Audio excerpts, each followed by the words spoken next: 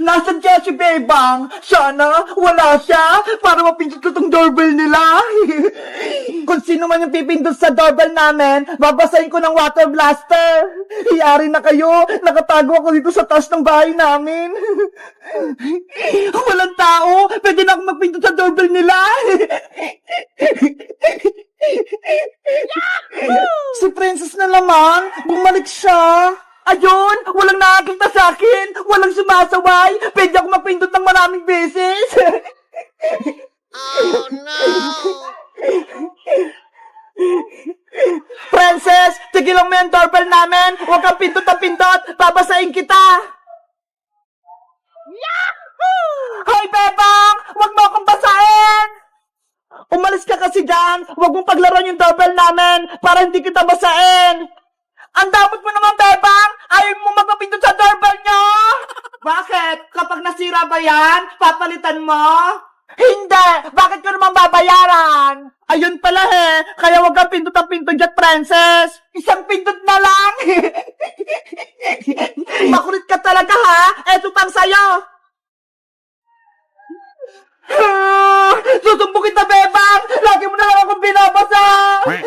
Di magsumbong ka. Ikaw naman yung may kasalanan Nanay! Si Princess, lagi na lang nagsusumbong. Hoy, Bebang! Anong ginawa mo kay Princess? Si Aling Tere, andyan agad.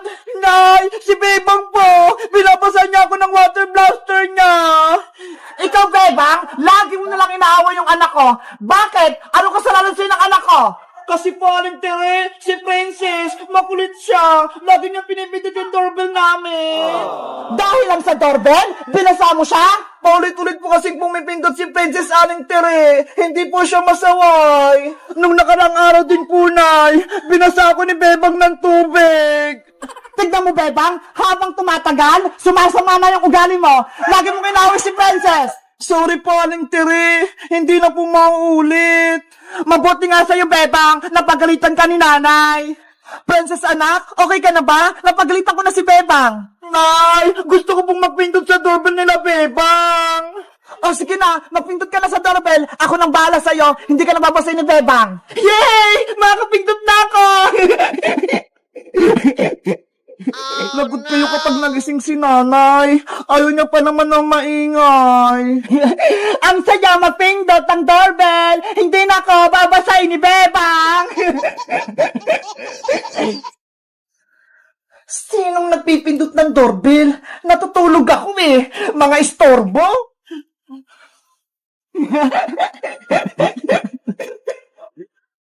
Hoy! Tigilan niyo yan! Yan kayo sa akin! Ako din! Subukan ko magpindot! Kayo pala yung pumipindot sa doorbell namin? Ang ingay-ingay nyo? Pindot kayo ng pindot? Natutulog ako! Etong sa inyo!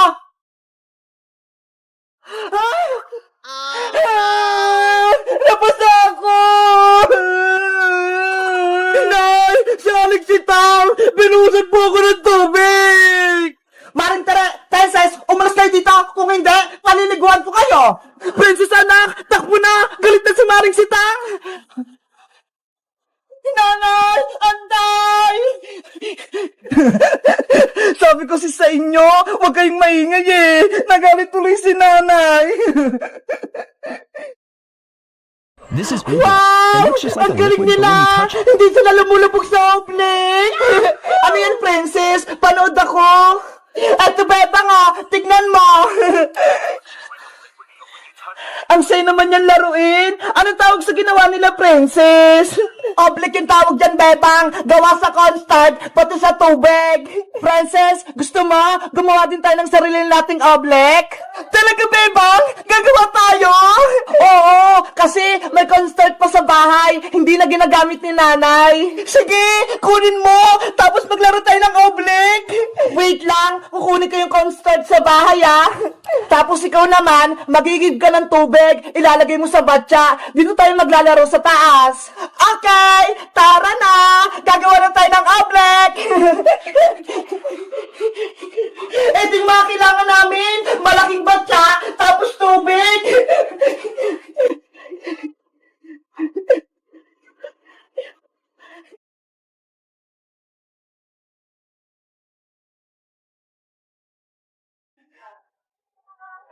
Wow! Okay na to! Antayin ko na lang si Bebang! Nay!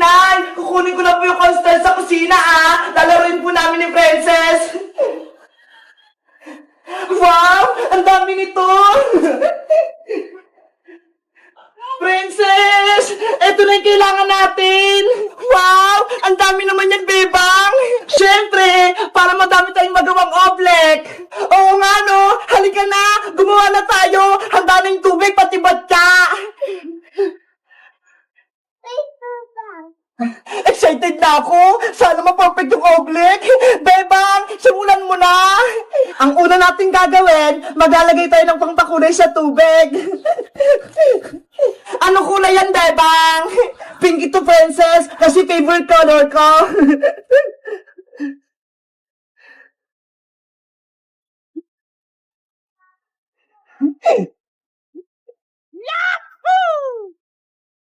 Wow! Naging pink na yung tubig! Dahil may kulay na yung tubig natin, ilalagay ko na yung cornstarch.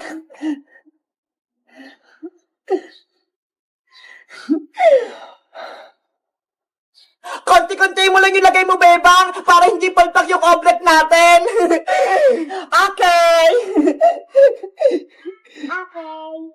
Ayan! Pwede na yung haluin! Ako na maghahalo, Princess, para hindi ka madumihan.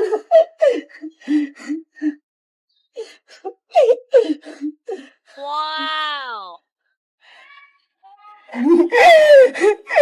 Halo-halo! Para makagawa ng omelet!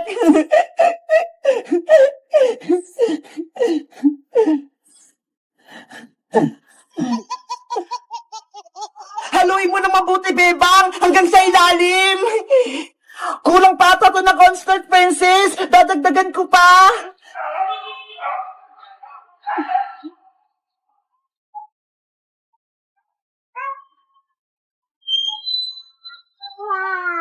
Ayan! Pwede na siguro to!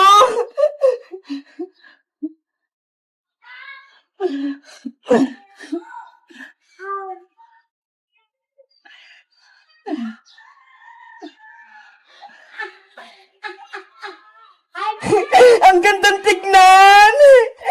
Para tayong gumagawa ng slime, no? Puro halo! Sana maganda yung kalabasan nito, Princess!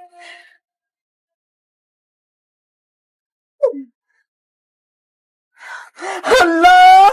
Dumidikit na siya sa kamay ko! Bebang, tignan mo ho! Malapot na yung oblek natin! Oo nga, no? Ang lapot-lapot na! Wow! Ang perfect na oblek, kapag nilagay yung kamay ng mabilis, hindi lulubog! Konting halo pa to, Princess! Mapaperfect na natin yung oblek!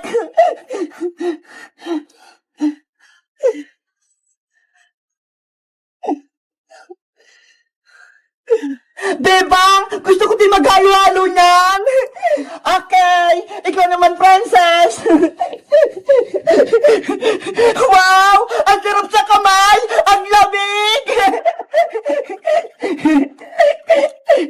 Kapag natapos na tong oblek natin, tatawagin natin si Iska para maglaro tayo. Sige, panigurado, matutuwa si Iska.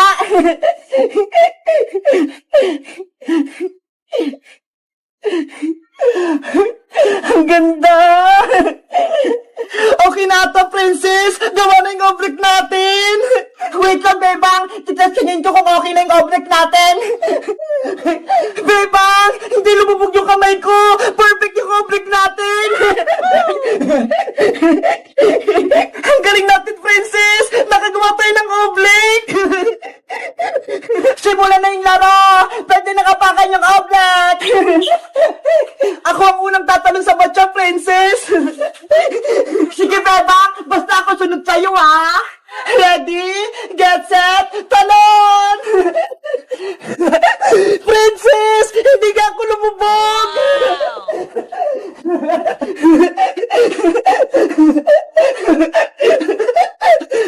Ang galing! Ako naman tatalon!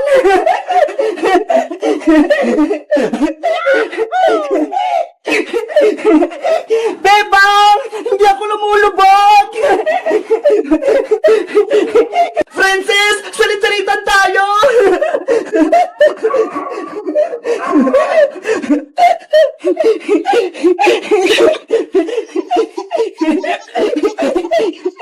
Ano kang nilalaro nila Bebang dun?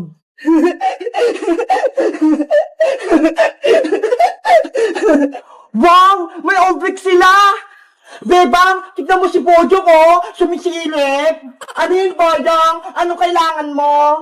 Ang ganda ng laruan nyo, Bebang! Oblique! Pwede bang makipaglaro sa inyo? Naku, hindi pwede, Boyong. Manggugulo ka lang dito. Kahapon nga, tinapon mo yung isdang kanal ni Bebang eh. Sorry na, hindi na mauulit. Magpapakabait na ako. Totoo ba yan? Magbabago ka na, Boyong? Oo, magbabago na ako. Basta, palaruin niyo ako ng oblique nyo, ha? Bebang, huwag kang maniwala dyan kay Bojong. Pasawa yan. Bigyan natin siya ng chance, Princess. Malay mo, maging mabait na siya. Ano, Bebang? Palalaruin niyo ba ako? Sige, Boyong, halika na rito. Maglaro tayo ng oblique. Yay! Maglalaro ako ng oblique.